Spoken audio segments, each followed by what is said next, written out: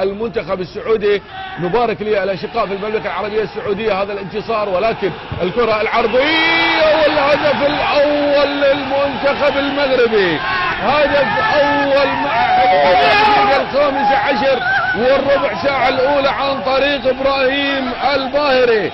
ابراهيم الباهري هو اللي يسجل الهدف الاول في هذه المباراه مع مرور ربع ساعه اولى من شوط المباراه الاول.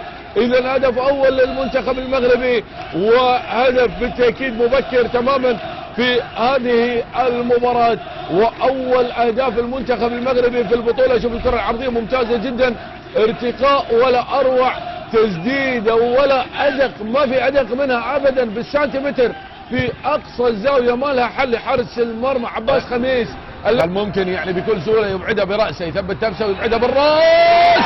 والان الهدف المغربي الثاني ياتي عن طريق ياسين الصالحي. اذا هدف مغربي ثاني ياسين الصالحي بطريقه جميله جدا، وركنيه للمنتخب المغربي في الدقيقه 78 من هذه المباراه تقريبا، وفرحه جماهيريه كبيره جدا في هذا الهدف الجميل من الركنيه للمنتخب المغربي في غياب الرقابه الدفاعيه، في غياب التمركز الدفاعي للمنتخب البحريني. استغلال وخروج لياسين الصالحي في التسجيل بالكره الماضيه. شوف وين الرقابه، 7 لاعبين تقريبا من المنتخب البحريني حول ياسين، ولكن ما فيهم اي لاعب قدر انه يوصل له. في اماميه إعادة الكرة بالراس، يحط على مرمى وليد الحيام.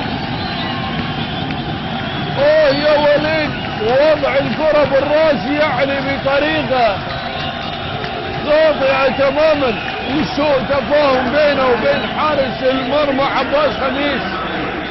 هدف ثالث للمنتخب المغربي، وهذه المرة بأقدام أو برأس المنتخب المنافس.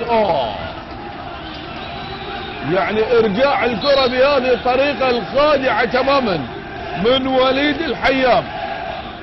هدف عكسي، هدف عكسي في دقيقة 83 من وليد. أمامية إعادة الكرة بالراس، يحط على مرمى وليد الحيام.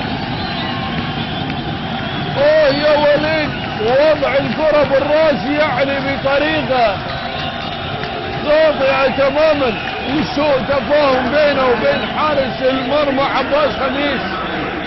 هدف ثالث للمنتخب المغربي، وهذه المرة بأقدام أو برأس المنتخب المنافس.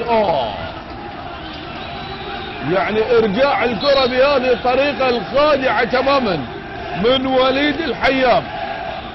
هدف عكسي، هدف عكسي في دقيقة 83 من وليد